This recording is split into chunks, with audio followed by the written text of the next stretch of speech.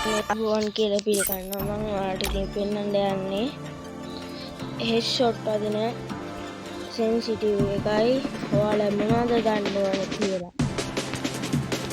දෙන්න ඉතින් මේ විදිහට තමයි ගන්න ඕනේ. ටචුව ගන්නවනේ. මේ සෙන්සිටිවිටි ගන්න ඉතින් වදිනවා ඉතින් සුදුසුටම. මේකට මේවා දාන්න එපා. ඒවා දාන්න නැතුව තමයි ඉතින් වැදින්නේ.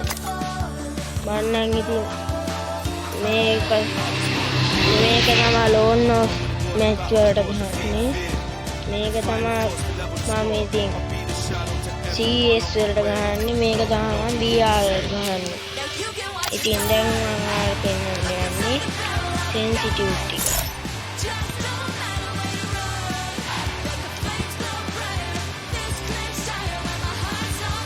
දැක්කම මගේ යාළුවනේ ඔන්න ඔක තමයි මගේ සෙන්සිටිවිටි එක.